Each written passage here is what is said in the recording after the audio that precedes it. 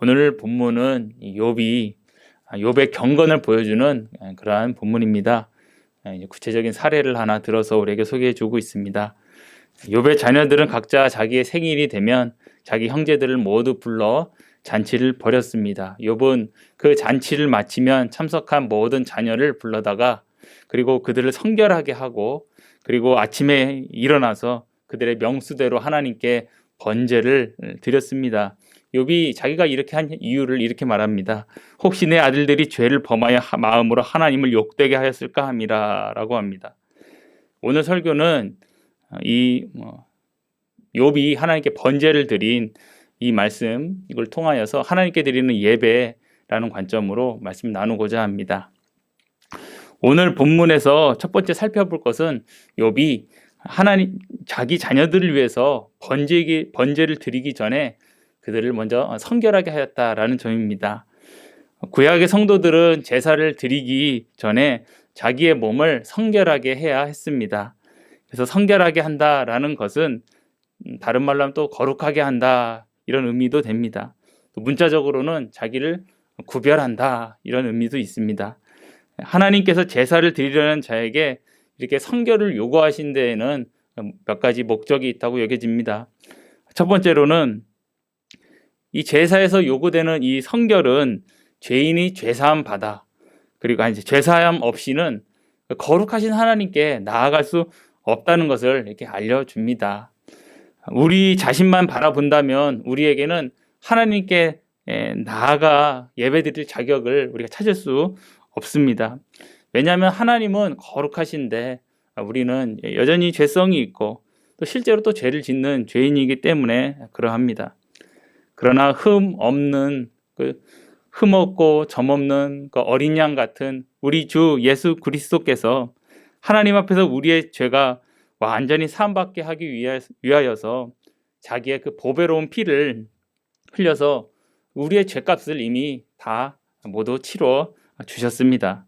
또 디도서 2장 14절을 보면 그가 우리를 대신하여 자신을 주심은 모든 불법에서 우리를 속량하시고 우리를 깨끗하게 하사라고 이렇게 말씀하고 있습니다.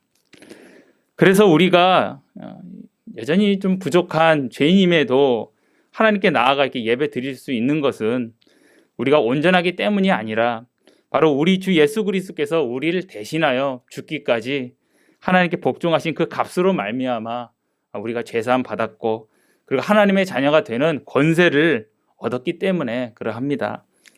우리는 하나님의 사랑과 그리스도 예수의 그 은혜로 말미암아 하나님께 나아가 예배를 드릴 수 있게 된 것입니다. 그러므로 우리는 하나님께 나아가 예배 드리고자 할 때에 우리의 어떠함을 하나님께 내세우는 것이 아니라 오직 우리 주 예수 그리스도의 그 보혈의 공로만 의지하여 우리가 하나님께 예배를 드리고 또 하나님께 나아가야겠습니다. 또 두 번째로 하나님께서 제사에 요구되는 그 제사에서 성결을 요구하신 것은 하나님께 나아가는 자가 항상 하나님 앞에 회개해야 됨을 알려주기 원하셨기 때문에 그러합니다. 우리는 그리스도 안에서 완전히 우린 죄사함 받았습니다. 그리고 우리 하나님의 자녀인데 그럼에도 불구하고 우리는 구원이 완성될 때까지는 아직 완전히 영화롭지 못하기 때문에 여전히 죄성이 있고 또 이 땅에서 영적인 싸움도 하고 또 죄를 짓기도 합니다. 그러므로 우리는 거룩하신 하나님께 나아갈 때 우리는 먼저 나의 죄에 대해서 애통해야 합니다. 로마서 7장 24절에 오호라 나는 공고한 사람이로다 이 사망의 몸에서 누가 나를 건져내랴 라고 사도 바울이 고백했습니다. 지상에 있는 동안 죄는 마치 내 몸의 신체의 일부인 것처럼 항상 내게 있지만 우리는 이 죄에 대해서 동질감을 갖는 것이 아니라 항상 이질감을 가져야 합니다. 우리가 애통해야 하는 이유는 내가 구원을 못 받아서 애통하는 것도 아니고 또 내가 그 구원을 잃을까 봐 애통하는 것이 아니라 우리가 이미 그리스도를 믿어 그리스도의 피로 죄사함을 받아 하나님의 자녀가 되었기 때문에 우리는 그래서 애통하는 것입니다. 그러니까 우리는 이 절망의 애통이 아니라 하나님의 은혜 가운데 애통합니다. 그래서 마태복음 5장 4절에 예수님 말씀하시기를 애통하는 자는 복이 있나니 그들이 위로를 받을 것이미요 라고 이렇게 말씀하셨습니다. 이처럼 우리는 그리스도 안에서 이미 얻은 은혜 가운데 하나님께 우리가 지은 죄를 사해 주시고 또 우리에게 정결함을 주시도록 우리 항상 이렇게 구해야 합니다. 이것은 우리가 사망에서 생명으로 옮겨달라라는 그런 강구가 아니라 우리는 이미 생명으로 옮김 받은 자입니다. 다만 우리가 이 영생 가운데서 우리가 죄를 더 멀리하고 그리고 더 하나님께 가까이 향하게 해달라고 하나님께 강구하는 것입니다. 우리에게 양심의 정결함을 하나님께 더욱 주시도록 우리가 기도하는 것입니다. 이렇게 죄에서 돌이켜 하나님께 나아가는 것을 흔히 회개라고 이렇게 부릅니다. 회개는 일주일에 한 번 이렇게 하는 것이 아니라 매일 또는 매 순간 우리에게 필요합니다. 왜냐하면 우리는 그리스도의 피값으로 이미 산 것이 되었고 우리 고린도전서 6장 20절 말씀처럼 그리고 또한 고린도전서 3장 23절 말씀처럼 우리는 우리 자신의 것이 아니라 그리스도의 것이 되었기 때문에 우리는 그러합니다. 또한 그리스도는 우리를 위하여 영원한 제사장으로서 한 영원한 제사를 우리를 위하여 드리셨기 때문에 그 그리스도의 제사의 효력은 무한하고 또 우리에게 영원합니다. 그래서 우리가 믿음으로 하나님께 회개할 때 우리가 죄 용서를 구할 때마다 하나님은 신실하셔서 그때마다 우리의 죄를 다 용서해 주시고 또 우리를 또 그때마다 새롭게 해 주시는 그 은혜를 베풀어 주십니다. 그래서 히브리서 9장 14절에 하물며 영원하신 성령으로 말미암아 흠없는 자기를 하나님께 드린 그리스도의 피가 어찌 너희 양심을 죽은 행실에서 깨끗하게 하고 살아계신 하나님을 섬기게 하지 못하겠느냐라고 이렇게 말씀하고 있습니다. 자, 오늘 두 번째로 오늘 주목할 것은 욥이 하나님께 번제를 드렸다는 점입니다. 하나님께 번제를 올려드렸다라는 이러한 기록이 처음 나오는 것은 창세기 8장 20절입니다. 제가 잠깐 읽어보면 노아가 여호와께 제단을 쌓고 모든 정결한 짐승과 모든 정결한 새 중에서 제물을 취하여 번제로 제단에 드렸더니 라고 이렇게 말씀하고 있습니다. 노아가 번제로서 희생제물을 하나님께 바쳤습니다. 근데 이 희생제사는 노아가 하나님께 나아가 예배드리는 하나의 방식입니다. 나중에 이 족장들도 하나님께 번제로서 희생제물을 드렸습니다. 이 욥도 우리가 한 족장 시대쯤 살았던 사람으로 우리가 여깁니다. 근데 이 욥도 하나님께 지금 번제를 드렸습니다. 아마도 욥은 하나님께 번제를 이렇게 드린 것이 오래전부터 하나님의 백성들 가운데 하나님을 예배드리는 이 번제라는 이 방식을 본인도 전수받아서 하나님께 이렇게 예배드린 것으로 여겨집니다. 사실 하나님이 율법 가운데 이 제사법이라는 것을 구체적으로 명시해서 규정해 주신 때는 나중에 이스라엘 백성이 출애굽하여 광야에 있을 때 그런 것을 받았습니다. 그래서 노아나 또 족장들과 욥에게는 하나님께서 구체적으로 나를 어떻게 예배를 해라 이렇게 명시적인 말씀을 주신 것이 성경에는 나타나 있지는 않습니다. 그러나 요한복음 4장 22절에 예수님 말씀하시기를 우리는 아는 것을 예배하노라 이렇게 말씀하셨고 그렇게 말씀하심으로써 우리의 예배가 하나님의 진리에 기초해야 됨을 알려주셨고요. 또 골로새서 2장 23절에 자의적 숭배를 경계하는 말씀이 있습니다. 이런 것들을 비추어 볼 때 하나님은 이 시내산에서 율법을 주시기 이전에 하나님은 자기 자신을 계시하셨듯이 하나님은 또한 자기 백성들이 자기에게 나와 섬기는 방식도 이미 그 전에 이렇게 계시하셨다라고 여겨집니다. 즉 이 제사는 하나님께서 계시하신 하나님을 예배하는 방식이었다라고 여겨집니다. 그래서 하나님께서 희생 제사를 제정하신 목적이 한 3가지 정도 있다고 이렇게 보여집니다. 첫째는 하나님은 이 희생 제사를 통해서 하나님 앞에서 우리 인간의 영적인 상태를 이렇게 보여주십니다. 희생 제사는 말 그대로 이제 희생, 죽음이 있습니다. 짐승의 죽음을 수반하는 이 희생 제사는 인간이 죄인으로서 자기 죄에 대한 책임이 있다는 것을 보여주고 또 그 죄에 대한 죄값은 죽음이라는 것을 보여줍니다. 이는 곧 죄인이 그 죄인 그 모습 그대로는 하나님께 나아갈 수 없다는 것을 이 희생제사가 보여주고 있습니다. 또 두 번째로 하나님은 이 희생제사를 통해서 인간이 구원을 얻는 길도 이렇게 보여주십니다. 예배자 자신 대신에 짐승이 죽습니다.